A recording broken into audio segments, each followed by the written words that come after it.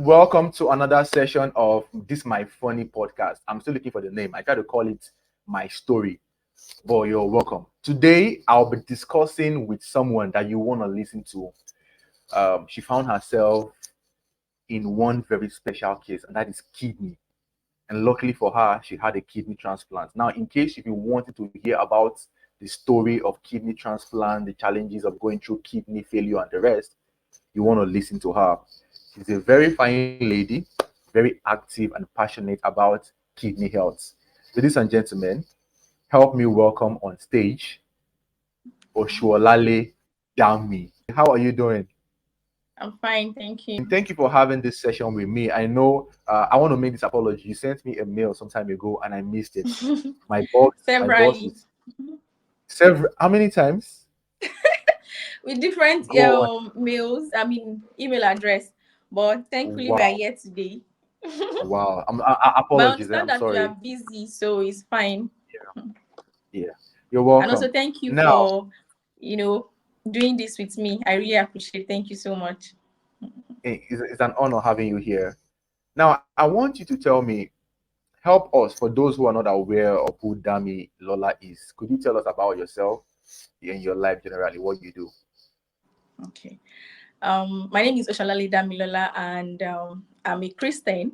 And currently, what I do is I run an NGO that is basically on kidney health. And aside that, I am a kidney transplant recipient, and I also run a branding agency, and also I'm an entrepreneur. So those are the basic things that you need to know about me, basically. Thank you very much. Now, I know that you had a kidney transplant, but before kidney transplant, before getting into the world of kidney disease, what was your life like? And then Mhm. to the point that you have to discover that now there is a problem. How was your life before this whole kidney issue started? Well, my life before this whole kidney problem setting was I'm just someone that growing up I've been so active. I try to like live my life at my best, and I make sure that I Mm-hmm, live a healthy lifestyle. Not mm-hmm, until 2018 I noticed that I started feeling weak, tired. Like this is not the usual Dami. I became inactive and all of that. So, but my mind was okay, maybe because I changed environment, because during that time I yeah, went for NYSC. So I was at yeah, the camp. And I just felt like, okay, maybe when I get back home, everything will be fine. Because I served at the north. So I was just thinking it's just environment for me. mm-hmm, So fast forward to 2019, I resumed my PPA and all of that, but it still kept on coming. Like every month, I have to visit the hospital. I can no mm-hmm, longer do things, and I was having constant headaches. Like it mm, was terrible. Constant cough, constant sneezing. I could not concentrate. I always want to like stay alone. I don't want to associate with anybody. That's how weak I am. I always give them excuses at work. I don't want to like associate with anybody. But the mm, funniest part is that each time I go to the hospital, they keep telling me that it's malaria and typhoid, and that's what I kept on treating from 2019 to 2021. That I broke down completely. But I knew within me that there's something wrong. After NYC, I went back home, and I always stay in my room and cry. I always ask God, like, what is going on with me? I cannot even stand. As at 2020, 2021, I was already reducing weight, like so many rashes on my face. I was losing color, like I could not explain it. So I decided to walk. If I go to work and within 2, 3 hours I'll be tired, I can no longer walk, or my colleague is trying to tell me something I cannot remember, they will tell me to do this. I started losing concentration. In fact, my memory was even reducing like bit by bit. And I will still go to the hospital, they will tell me malaria and typhoid. And that's what I kept on treating. I'll get admitted, they will pass fluid and all of that. All I just noticed that each time they give me fluid, I tend to react mm. so bad. At times it will feel like as if I want to die. They will have to stop the fluid for me, not knowing that it was kidney issue. So it was later that I now discovered I had kidney issue that I got to know that I was not meant to be taking fluid. And then they kept on giving me all these pain relief medications that I don't want to mention their name, like all these analgesic kind of drugs. So all these things were just shutting down my kidneys the more, because along the line they got to know that paracetamol was no longer working for me for my headache. So they kept on giving me higher drugs, like hard drugs, like to just beat it down. They didn't know what was going on. So each time I would just resign and just sit down at home, because it was becoming embarrassing. Every other thing everybody's doing, they are not tired, I'll be tired. Instead of me to stand up, I want to sit down. Even in church, I always want to sit there. I don't want to stand up. My parents started complaining that what's wrong with me, this, that. I just don't want to do anything. I just want to lie on my bed. I was just always weak. So 2021, I decided to like give it a try again, and I decided to work in Lagos. But luckily for me this time around, it was in the hospital, because I studied microbiology. So day one, day two, I collapsed just like that. I was very tired, and I was rushed to the emergency, and that was where they got to know that I was hypertensive. Funny enough, I was just wondering, why is it that I'm just knowing, like since 2018, that I've been feeling this. If I didn't even cross my mind that they should check my blood pressure ever since I've been going to the hospital, they would just tell me malaria I'm and sorry. typhoid. I'm sorry I have to stop you. I don't want to stop you, but I have to do this now. Are you telling me that all through when you were having weakness, you were tired, constant headaches, cough, sneezing, they never checked your blood pressure? Because it's a standard in medicine that when the patient presents, you have to check the Exactly. vitals. You understand? It's a standard. You must check. So, are you telling me that it wasn't checked, number one? And then when they were treating you for malaria, typhoid, and it kept persisting, are you saying that they didn't check something else? Or please help me understand. At all. In fact, the first hospital I started using was a government hospital in Kano, because I served in Kano. Each time I go there, they don't check my blood pressure. Instead, they just give me pain relief injections and drugs, just for the pain to subside and for me to go home. I'll feel relief 2 3 days. Again, the headache will start like every day. Like it got to a point, headache was now part of my life. Like I was used to the headaches. I have to go around with nose mask, because little dust, I'll start sneezing, coughing. It was a lot for me. So till date, I feel like God just took me to Lagos for me to know what was wrong with me. Because if I stayed back, maybe I would have just slept and not wake up. Because it was it was really, really serious. And now that I got to know that I was hypertensive, and I was like, how? Because to me, I felt like it's only older people that can be hypertensive. I feel like I'm still young. Why should I be Yeah, hypertensive and stuff like that? So the day I yeah, got to know, yeah. my blood pressure was reading about 267, 190 or thereabout. So everybody, they were just shouting like, what is going on? How come? Am I walking? I'm meant to be there, stuff like that. Like, that there should be something causing it.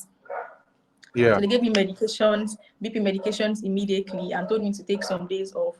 And they advised that I take some advanced investigations to check what is going on. Actually, that this is not normal.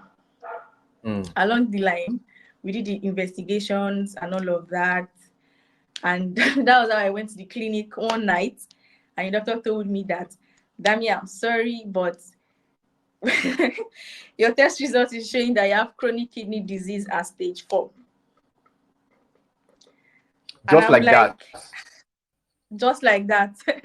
And my own mentality was, it's only when you're living on a healthy lifestyle, like smoking, drinking, and stuff like that, that you can be having maybe kidney problem or liver problem. So I was shocked, because I don't do any of these things. In fact, that night I could not even comprehend the whole thing. I kept on asking him, like, is he sure? Like, is this my result? Because, okay, what happened? Stage 1, stage 2, stage 3? Because then he told me stage Yeah, 5 was the yeah, last stage.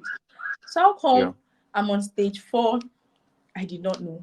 He said, with the look of things, that this thing has been going on for like 10 years in my body. Like my kidneys have been shutting down bit by bit without me knowing. And that was how I started. Then along the line, I got to know that it was my hypertension that caused it. Mm. With the little explanation that I understand is that because my blood is not working like the normal way it should, so it's not supplying blood to the kidneys for a very long Yeah. time, and they kept on, reducing their activity every day. They were maybe like overloading work on the kidneys, and that was what got me to that position. So it was really, really, really Wow. heartbreaking. I'm not going to lie, because never in my life I've ever thought that I could be in this situation. Like, even if it's any situation, not even like kidney. But I'm going to stop here because of the question you asked. That life Yeah. before I was Yeah. alive. Yes. Life before. One more before we get into the life of kidney. Now they were treating you for malaria typhoid. You were having headache, persistent headache, continuous headache. Your paracetamol was no longer working. And then they went higher. Please, oh, can you help me understand? Why didn't you ask them, like, doctor, please, can't we check, or is anything something else beyond malaria typhoid? Help me. I actually did, but then they just kept telling me it's malaria and typhoid, that there's nothing wrong with me. It's malaria and typhoid they are seeing. It got to a point I even asked that, with the little knowledge I have, I know that, okay, if you keep saying typhoid, it's not like as if I'm eating shit or I'm eating dead for you to be saying typhoid, typhoid, typhoid every time. Mhm. But they kept on telling me typhoid and malaria, and I kept on choosing that. The Okay. major problem is that they kept on doing, is it wider or wider tests. I think that test, they need to like Yes. scrap it, in my own Yes. opinion, because the test is just giving wrong diagnosis. Like, each time you do it, you always have Yeah. malaria and Oh, typhoid. yeah. Yeah. So Each that was time. the case. So Now, for those listening and watching, this is one major reason why I'm always advocating that we should stop this nonsense without this malaria typhoid. I made a video sometime ago and people were coming after me. Who would you say that we shouldn't use the widal anymore? But you can hear from Dami talking about her experience. Now, you were diagnosed of stage 4 chronic kidney disease. So you passed stage 1, stage 2, stage 3, stage 4. What was your life after that diagnosis? How were you now living? How were you managing it? okay, so I was referred to see the nephrologist and cardiologist, because apparently it has affected my Yes. heart a little bit. So they asked me to be seeing the two Mm-hmm. specialists hand in hand. Yeah. And this moment is always started seeing the nephrologist, and when I met Yeah. with him, he told me some things about kidney health and things I'm meant to Yeah. expect, what I should prepare for, and stuff like that. So he told me that he doesn't want me to start dialysis immediately, that because once I Why? start dialysis immediately, there's no going Mhm. back, that the only solution after dialysis is kidney transplant, and he does not want me to, Yeah. go through that kind of life-threatening moment, that challenging moment. So he gave me some Mhm. medications to start using, and let us see the results. I started the Mhm. medication, but to my surprise, I think it was not even up to a month, my legs started swelling, my Mm. face, swollen face. Then I started noticing that my urine, they're becoming foamy. I started seeing protein in my Mm. urine, and I was like reducing in weight drastically. I could not sleep. Then the headache setting back. I complained to him, and he's like, "We should just still see the whole thing." But I noticed that anytime I do my E&E creatinine, that's the kidney function test, it's not reducing, it's increasing. That's the urea and the creatinine, all of those things. But it got, so I was diagnosed, I think, August 2021. But October, I stopped urinating completely. It went bad. So during this time, because I was not urinating anymore, so I was having water retention. I was now start feeling bloated. I increased in weight, excess water, and all of that. So I have to come back to Ibadan, where I stay with my parents, and then they told me to start dialysis. And that was how I started. That's how we entered. Aside the fact that the pains that you go through every day, it is financially consuming. Like, you need money to maintain it. In fact, we didn't even know that it's like that when we first started. We were just thinking, maybe that's something I would do like few sections, and that would be the end. But it kept on going every day, every day. I started with the leg catheter at first. So along Mhm. the line, they told me that I have to be on it permanently, as there's no changes and all of that. Then I did the neck catheter, and that's how I started living in pains. I could not sleep anymore. My heart was already affected completely. I could not lie down. Each time I lie down, I'm always out of breath, like as if I want to die. So I was placed on medications for my blood pressure to manage it. So the only thing that kept me on my toes during the time was just dialysis. I was using dialysis to maintain the kidney disease. So, but it's not still like normal life. I mean, with my research that I've done, the kidneys filter the blood Mm-hmm. like in an hour about 12 times. And I only get to Mm-hmm. dialyze just 12 hours in a week. And that 12 hours in a week is like 3 times dialysis in a week. That's even when I have the money. It got to a point there was no money anymore. I have to do once in a week. And this will affect my breathing. I could not breathe. I could not sleep.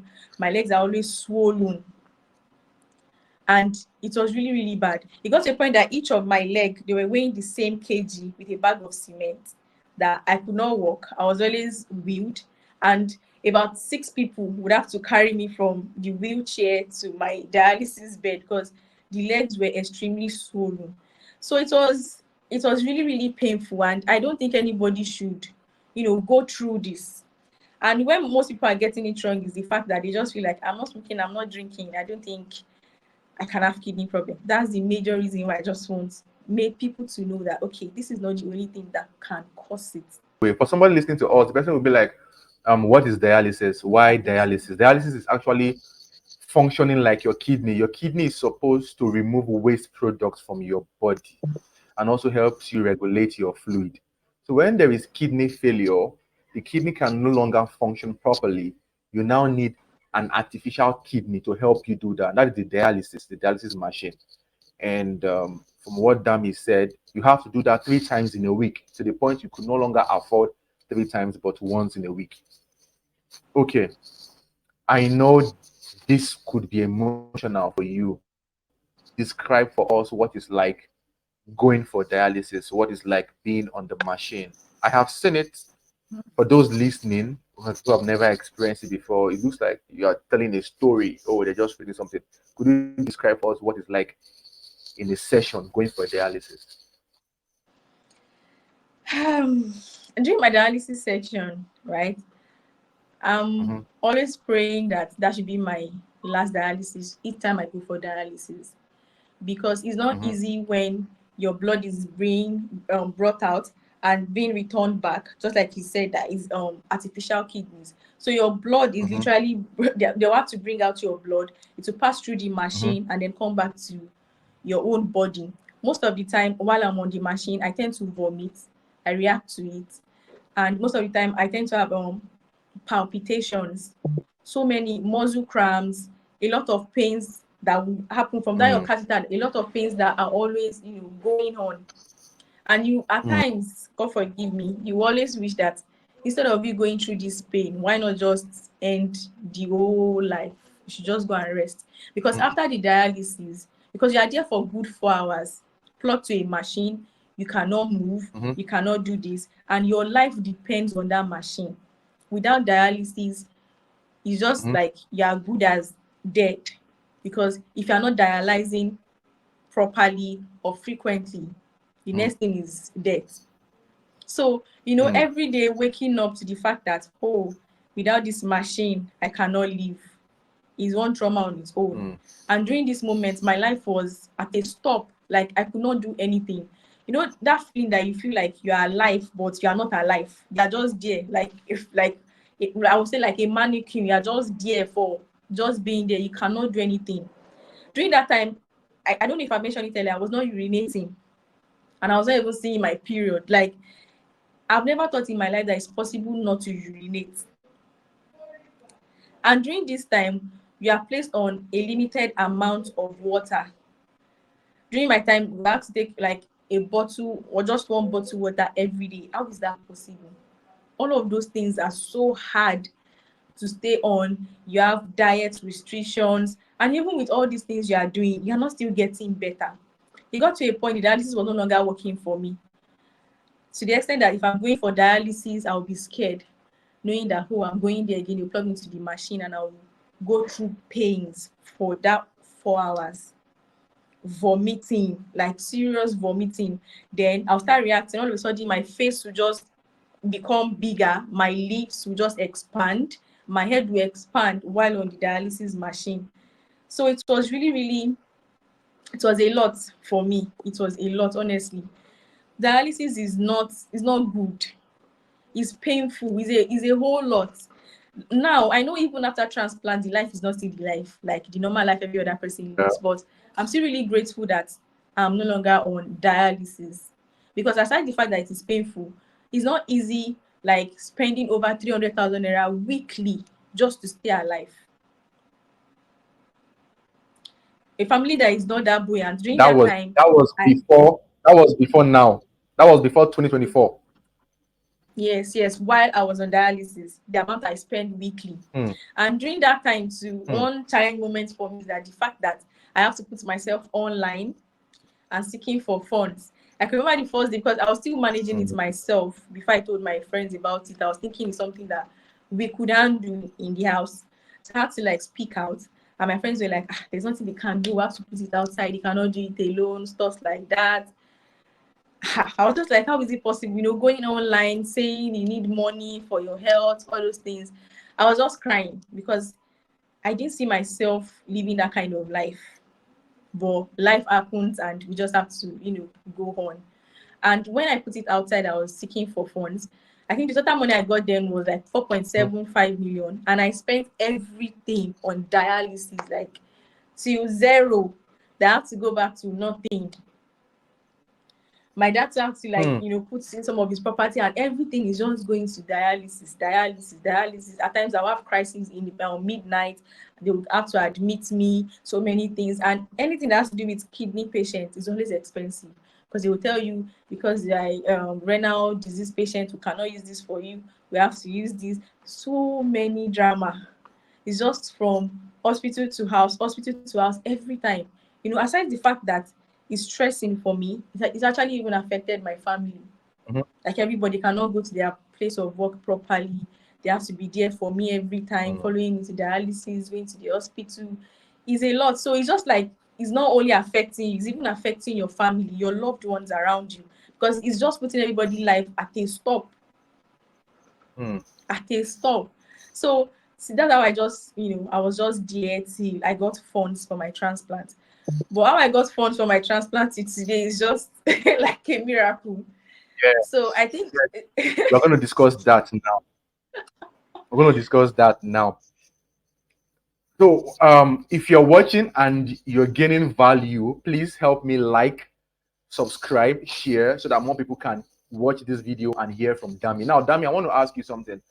You said it got to a point the dialysis was no longer working, meaning we have gotten to a point where we now need kidney transplant.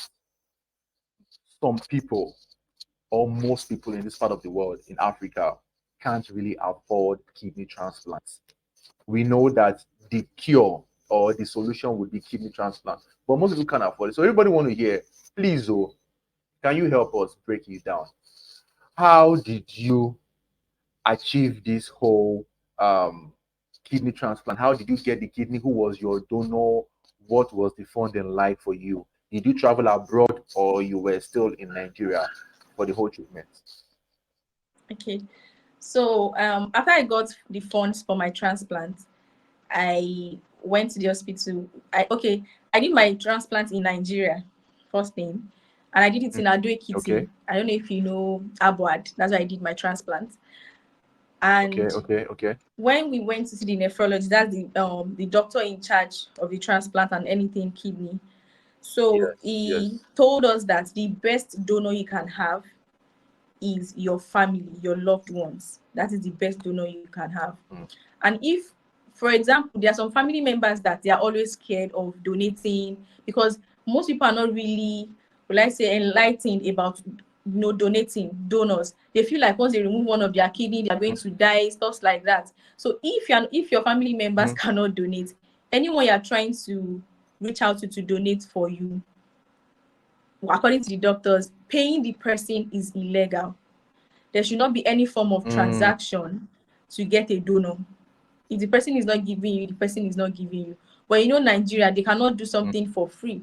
Like, for example, in my DM now, with the NGO account, they're always disturbing me. I want to sell my kidney. I want to sell my kidney. And I'm like, we don't do that. Because they will term it as human trafficking or organ trafficking. Sorry, that's what they will term it as. Yes. So I got my own donor. My family gave it to me. And for my funds, like the flyer I sent out during that time, because a lot of people posted it. So I got a call one fateful day. It was a woman, and then she had a number to call me, and she told me, "Please, am I on social media, Damilola?" And I was like, "Yes." So she said what really attracted her was my NYSC clothes, because I did a before and after on that flyer. So my before was my NYSC picture, and then the after was when I was on dialysis. So she said, for someone like that, she feels like I'm meant to be doing life now, like working and be doing reasonable things and make my parents happy, not what is going on, that she's interested in my case and that she has paid the transplant fee to the hospital. That's how I got to know about Abad. I didn't even know Abad existed in the first place because I wanted to do it at Zenith. So, and I'm just like, I could not believe my ears, because at that point, I will not lie to you, I lost all hope, because there was no money for me to dialyze. So where will I get transplant fee?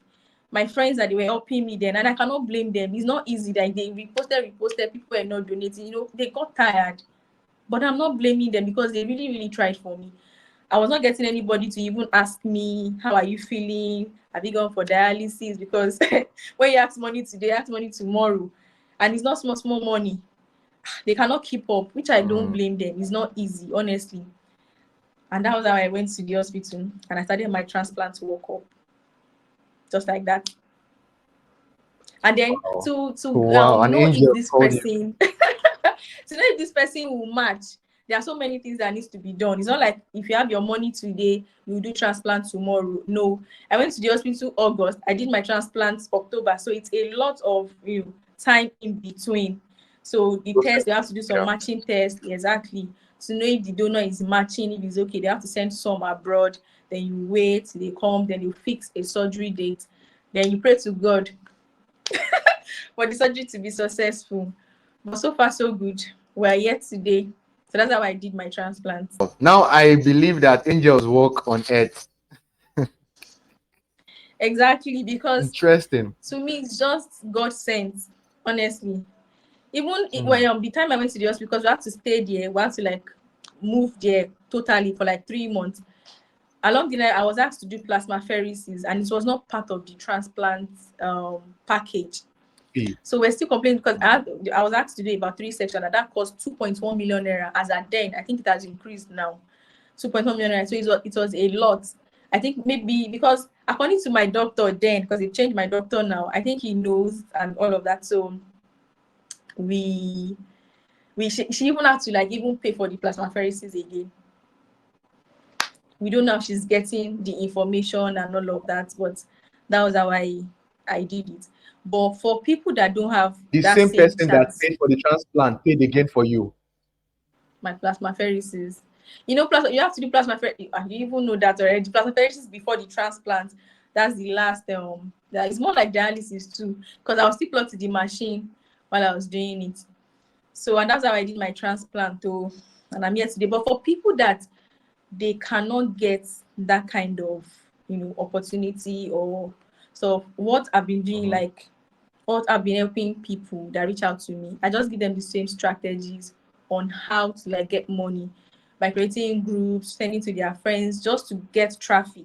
Once there's traffic, the money will come in. But it's just that if the money did not come in during that time, that the whole thing is still, or the traffic is too much, once the traffic drop, there's going to be an issue. That is just it. But so far, so good. The 3 guys that have been helping, one of them, the transplant funds is completed totally. But what really completed, I think it was around 12 million before a celebrity carried it, and the 20 million got completed immediately. So the second person is on 20 million, the third person is on 14 million, using the same strategy. You see, the first guy now, grace worked for him. A celebrity just picked it without even begging the celebrity. The celebrity saw the video and was like, wow, let me repost. I don't know if you saw cute Abiola post of recent. and just help him repost like that. Cases like that, just like what happened to me, happened to him. Just grace, just help him. I think within 24 hours, the money got completed. That's just it. And now he's preparing for his transplant. And the remaining two, we are praying to God. And I know that God will never forsake his own people. He has started it already. He will get it completed. So it's just by reaching out to people, because you cannot do it alone. I will not lie. I've seen cases whereby people sold their house and everything finished on dialysis if care is not taken. So it's not something you can do alone. You have to reach out to a lot of people to help and support. And the major reason why I started this NGO, to get the government, support, is not easy. Okay, currently now, transplant is over 25 million naira. And in some place, like less than 25 million naira, let's say 20, 23, 25 currently. How many people can afford that? Yeah. I feel like if there's a government body to support, True. maybe from government, it should not be more than maybe like 10 million, 8 million, or even lesser. A lot of people can easily gather these funds and get their transplant done on time, rather than staying on dialysis that is not even assuring you good life or good quality of life, that you still have to be in pains. If we have a lesser fee, I feel like people can get their transplant done like almost immediately, rather than staying. I've seen, like, I met some during when I was on dialysis. I met some there, and currently they are still there. Some have been on dialysis 7 years, 5 years. Is a lot. You see them now, it's more like they are looking like skeleton, because dialysis will keep draining you.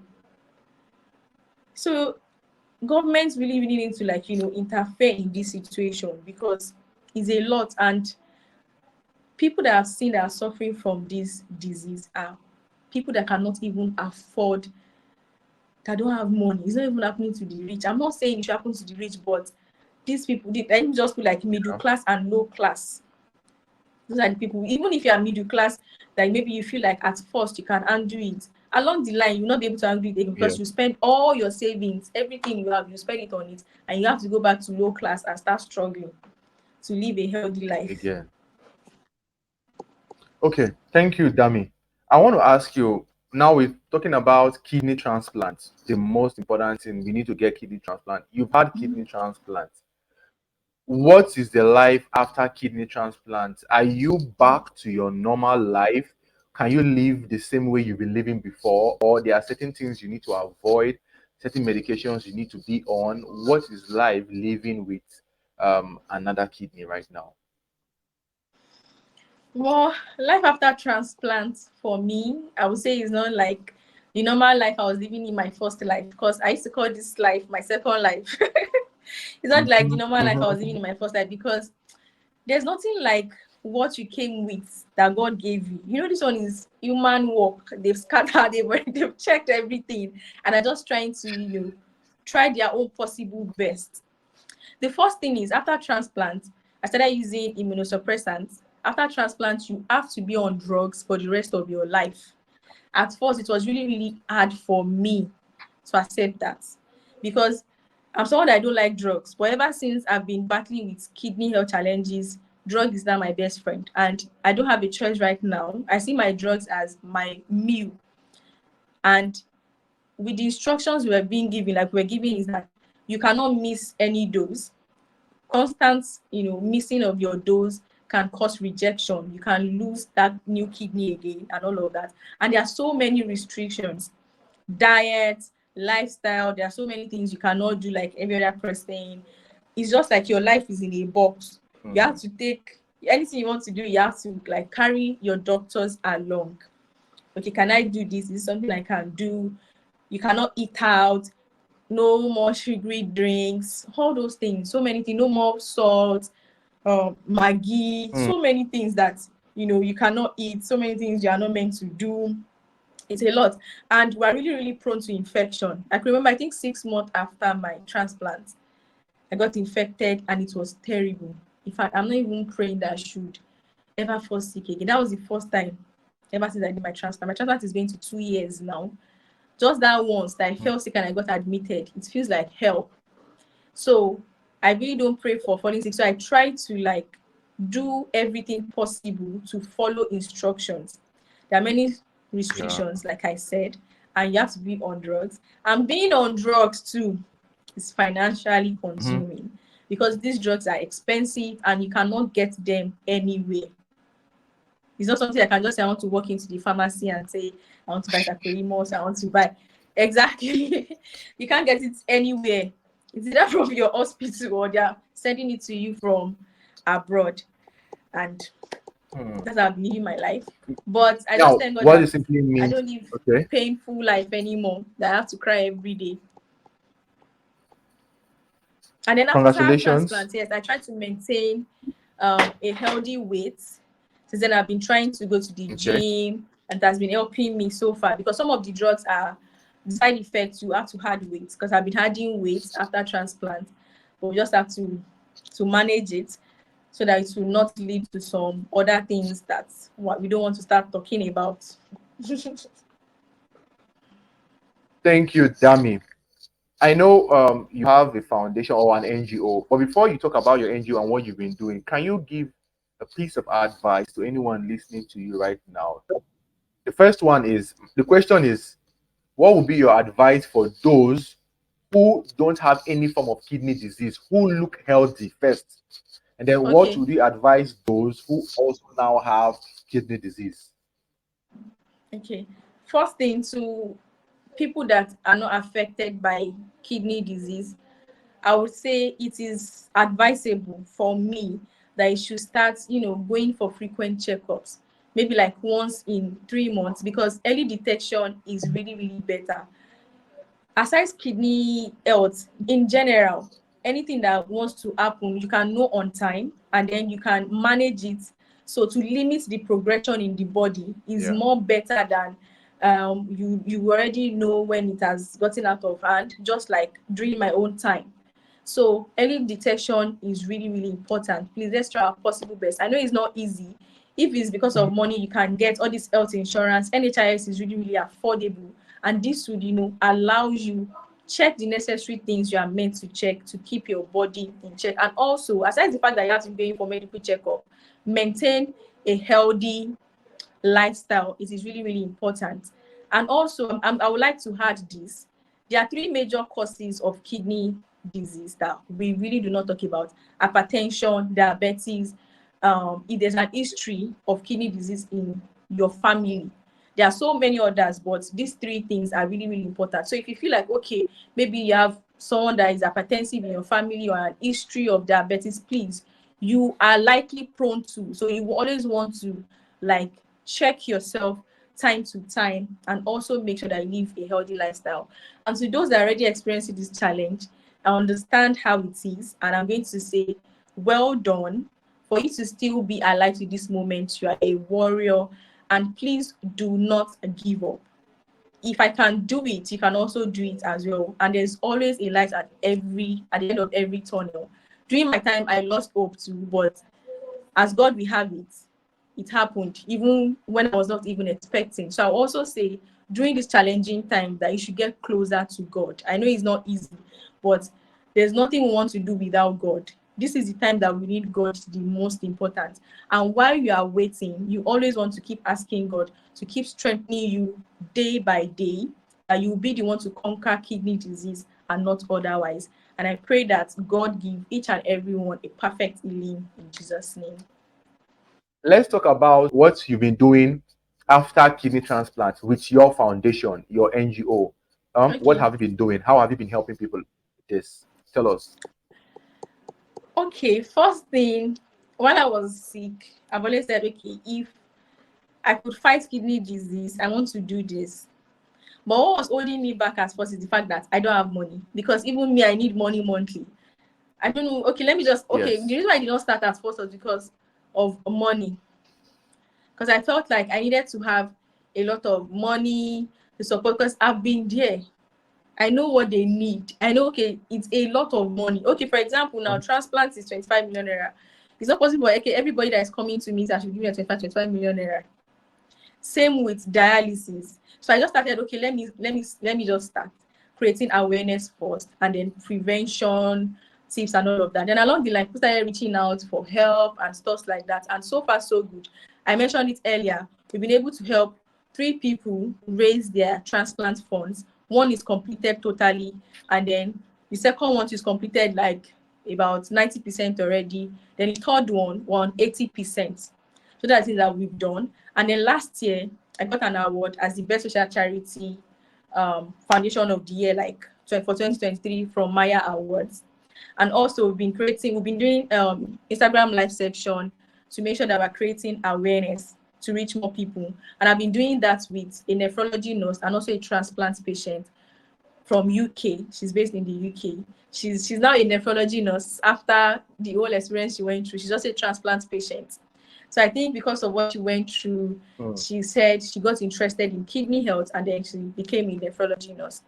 And then currently, this March is National Kidney Month, and we plan on going on school tours. In fact, next week Tuesday is our first event, and we'll be going out to create awareness, reaching more people, secondary school, universities, and also some corporate organizations.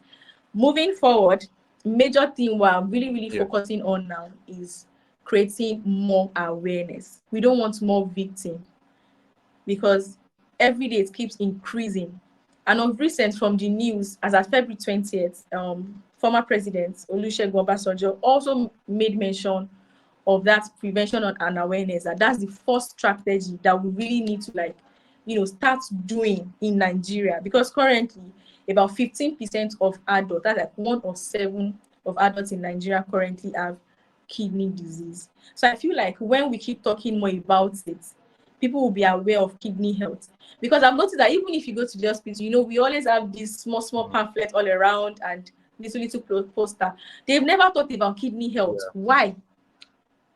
More like the way they talk about sickle cell, cancer, and all of that. I feel like if they start incorporating all these things, they start talking about it as well. There are campaigns, maybe billboards, just talk about it. Most people are not even aware about it at all, except those that are affected.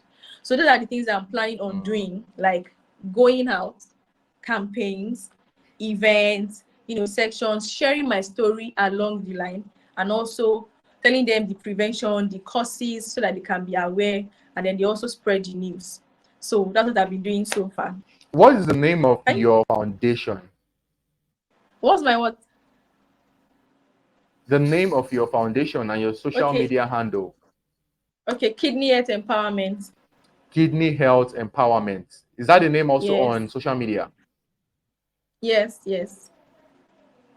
Okay, Kidney Health Empowerment. So if you are listening and you also want to get in contact with Damilola, you can search for Kidney Health Empowerment on what platform? On Instagram, on Facebook for now. Instagram and Facebook. Okay, Instagram and Facebook. There is something that is common with us in this part of the world, and that is when you fall ill, they will tell you, go and try this medicine, go and try this agbo, try this herbal concoction. I want to ask you, did you try those? Did you try all the herbal stuff? Did it work? Or you didn't try? Please tell me. Although when I came back from Lagos, I told my parents about the kidney and all of that. My parents are Yoruba, and they're like, me book, I've read too much. That's why I'm saying all these things that I can get herbs and I'll be fine, all those things. And I'm like, no. And the first time I ever tried it in my life, I took the herbs. Oh my goodness.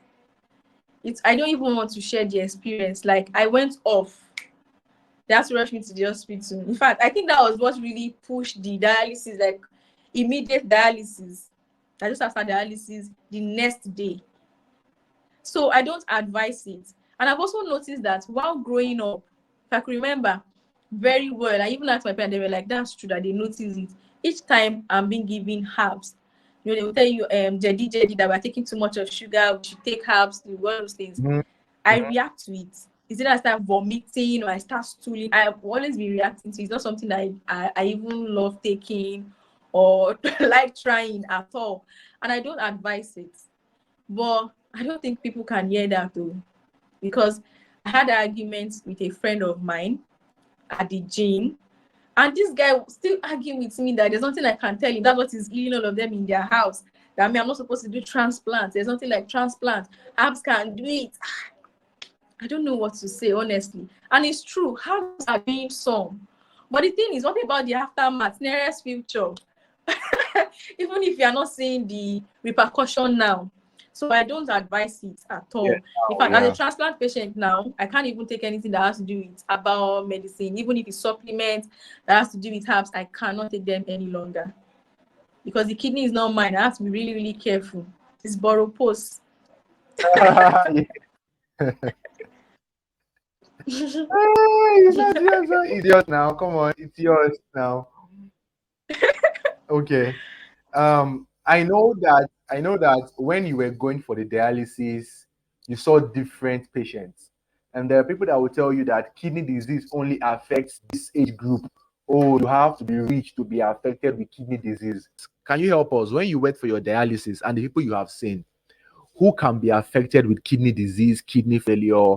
Who have you seen? What age group have you seen that went for dialysis?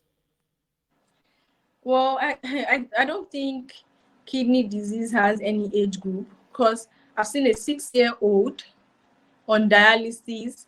I've seen 16. I've also seen, in fact, there was Wow. one old man then, about 80 plus. I've seen them. I've seen 50. I've seen 20s, 30s. Like, so what really baffles me is the younger ones. Like, for example, the 6-year-old baby. I'm just like, Yes. how come? But along the line, I got to know that the mom was telling me that she had infection, some stuff that I cannot even really wrap my head around it. So it does not have age range or a particular age factor. It can happen to anyone, no matter the age. We just have to be really, really careful. And that's why I think parents too really need to pay attention to what they give their kids in terms of food, because these are the things that contribute to it, not knowing maybe the right food they need to eat or give to the kids. Because most of the time, by the time I was trying to like investigate about that baby, I got to know, okay, they were taking so many junks, food that are not really well processed, canned foods and stuff like that. And to the parents, they feel like they're giving them the best life, enjoying their life, getting them things that they really want, juice that and they are not meant to be taking, too much sugar, all of those things. So all these things have to be really, really cut down, especially for the younger ones, because I don't think anyone, especially babies, has to go through that. Ones that they are not even the one making decisions about their life. Why should they go through that? So the parents Yeah. really have to pay attention to that. So it does not have any age group or maybe age factor or something. It can happen to anyone. So far, the ones I've seen, like all ages. And in fact, I think if I doesn't even have maybe gender self, because it happens to both female and male of all ages. 16-year-old, kidney disease and lupus. You can imagine that. So she's going through a lot. Now she has done a transplant. So she's being managed as a kidney transplant patient and also as a lupus patient. So it's a lot for a 16-year-old girl. So it does not have to do with age. Does it have to do with age? You heard Dami. Now, Dami, I want to ask you a few questions again. I know we have spent some time for those watching. There's one common question I keep getting online, and I want you to help us. What diet is a healthy diet for someone who has had a kidney transplant? What diet would you consider healthy for someone without a kidney disease? What are those things you should avoid so that at least to an extent you know that kidney disease would not be coming close to you? Yes, healthy diet for them. And then those that have had the transplant, what is the diet? What do you eat? How do you eat right now? What are the things you avoid In fact, eating? for me now, I can even say all the foods is not good for me. But they tell you processed grains, whole grains. I don't even know again. No. The only thing I'm just doing right now is, okay, let me start from people that are not affected yet. If you're not affected, you want to like cut down on sugary drinks. I mentioned this earlier, low salt, right? Alcohol intake, smoking, all these junks, all of these things, processed foods, canned foods, low salt intake, that's sodium, right? And then sugary drinks, anything that has to do with sugar, all this canned food, eating out, junks, like they really, really have to cut it short. I'm not saying like you should stop it completely, but just make sure you are doing them accordingly, the right way.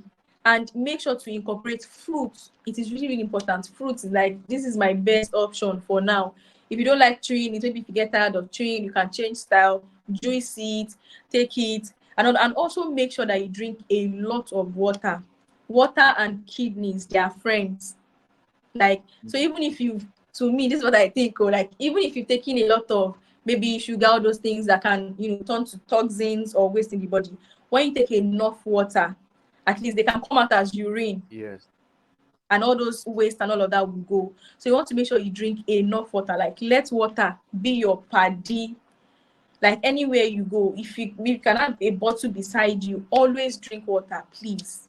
Exercise as well is really important. You can take like maybe 30 minutes of your day, or let's say maybe 30 minutes in a week. Try to maybe brisk walking. Just make sure you move your body and get your heart, like, make sure it's working. Maybe you're going to jog, something like that. Just make sure you move your body, right, so that the blood flow can, go to the right places. I think that's all I can remember for now. Yeah. And then also potassium intake. I think that's for we kidney transplant patients, if I'm right. As a kidney transplant patient, I make sure that I reduce my Yeah. potassium intake, Yeah. protein intake. It's really, really important. And anything that has to do with salt, I no longer take it. All these spices, curry and stuff like that. And I no longer eat out at all. Cholesterol level dropped. So there are some type of milk. For example, now recommended all these things. It's turning to advert. They recommended low cholesterol milk that doesn't have cholesterol is really, really important. And I don't take junks anymore. So I want to take biscuits, like eating biscuits that is really, really plain, like extremely plain. And now I take a lot of water and fruit. So we don't really have diet though. Those are the things that we were told to, like, restrict. Red meat is a no, all those things. And then, but we also advise that we cannot take fried stuffs. For example, now fried eggs. I can only take fried eggs once in a month. Reason why I said transplant life is more like you're in a box. Yam is a no, all those things. So we're really on just few things that we can access, but just follow it. No alcohol, no smoking, obviously. We can't try it anymore. And I cannot eat out anymore. I don't know if I mentioned that. No ice cream. No ice cream, all those things. Even, in fact, I can't take suya, all those exposed foods like suya, ball, all those things is a no for me. I can't try them anymore because they are exposed and my immune system is really, really low. I can get infected. In fact, there was a news I heard about a patient. He had bolly. I cannot blame him because it's not easy. We are seeing all these things. Every other person is eating it. You cannot eat it. In fact, even if you are not affected with kidney disease, I don't think it's something you should consume like every time. On a limited basis is okay, just once in a while. So the man ate the body and all of that. He got infected, he fell sick, and he died. So it's a lot. So that the things that I can advise. I think I tried. I don't know. Yeah, doctor. So Yeah. but those are the few things You I know. tried. You did very well. Yes. This is detailed. This is like a master class because most times we don't see people with kidney transplant. You understand? What we know is that, oh, you have a kidney failure, they go for dialysis, and that is it. Most people really don't have the opportunity to get kidney transplant. So it's an honor to Yes. have somebody with kidney transplant, yeah, that have had the kidney transplant come share the experience with us because it's not enough to get the kidney. It is a life after the kidney. Managing that kidney that was given to you, like you It's said, they money they to they they, manage it they borrow again. you. As we round up, yes, I can hear you loud and clear. As we round up, if you are watching me right now and you are gaining value, you're watching me, you're gaining value, and you haven't subscribed, you are not following, please click the subscribe, the follow button. Also, do well to connect with Damilola. The name of her NGO is Kidney Health Transplant. You might want to look her up on Instagram and Facebook, engage with her. You can drop comments. I'm very sure that she will respond to you. Now, Damilola, as we round up, somebody is watching and is like, so what causes kidney? You mentioned hypertension, you mentioned diabetes. mentioned some other stuff. Could you just break it down for them again? I think you mentioned alcohol, you mentioned smoking. What other things again can cause kidney failure? Okay, I think urinary tract infection is part of it. Those are the things I can remember for now. Urinary tract infection is part of it. Okay, should I list everything again? Okay. Go ahead. List them again. Yes. Okay, so the three major ones that are major is diabetes is the first, diabetes, hypertension, and then an history of kidney disease in the family before, and also UTI is one leading cause as well. So if you are diagnosed of UTI, please do not take it with levity. You want to make sure that you are well treated, because if it's not well treated, it can progress to something else that we don't want to even experience at all. So those are the major things for now. And then smoking, smoking, drinking is part of it. So if you are smoking, please, you want to stop. And if you are not smoking, please don't even start. Unhealthy lifestyle is a no-no. Then all these sugary drinks, please let us cut it. I know it's not easy, just once in a while is okay, right? And also, I think I made mention of canned food, all these processed foods, please, we want to stop it. These are things that contribute to it. We want to really, really stop it and make sure that we eat healthy. Sleep right. Sleep when you're meant to sleep. Make sure you get an adequate rest, right? And check up, exercise, and we're good to go. And also, frequent medical checkup, screening is really, really important. Because, see, that money you don't want to spend now for screening, whether I like it or not, I spent it on dialysis, and I'm still spending it on monthly medical checkup and my medications. So like you said earlier, before transplant is money, after transplant is money. So a lot of people get their transplant done but don't have money to maintain it. You will see that they're not looking healthy, because you need money to maintain it. When you're not using your drugs properly or eating well, you will not look healthy. So that is it. So you still need money. So, and I don't think anybody deserves to be in that situation for the rest of their lives. And that's the major reason why I don't want anybody to fall victim like I did. So God, may God help me. I'm going to try my best to create awareness as much as possible. And we're starting that already, so that anyone will not face this. Because believe me, if you have your money, you want you to do better things rather than going to the hospital to go and be buying drugs. I still find it difficult. I will not like carrying that kind of money to go and buy drugs, or say I want to go and do monthly checkup. But it is what it is. And I learned from this a lot. It's not until when you experience something you should take it serious. Just like what is going on with me right now. You don't need to experience it. The prevention is better than cure, please. That's what I have to say. Prevention is better than cure. You don't have to experience kidney failure before you understand. It's very, very important. And then there was something you didn't add to that list. That is bleaching cream. Bleaching Yes, cream yes. also it's known to cause And then herbs, all these herbs. herbal concussions. Yes, yes. Okay. So you've heard And then Damilola. Please, I beg self-medication, you. You don't want to experience self-medication, mm, self-medication, those please. medicines we take without doctor's prescription. Yes, please, I is a like the no-no. fact that Because there are you are some that begging actually them. affect our kidneys, especially the pain relief medications. You tell them, my body's paining me, give me this, give me that. It's a no-no. They are cutting down the kidney function. That's all. That is all. Oh, thank you Thank you, so sir. much, Osuolale Damilola. Kidney failure Thank will you, sir. drain you. No matter the amount you think you have saved in your account, kidney failure will drain you.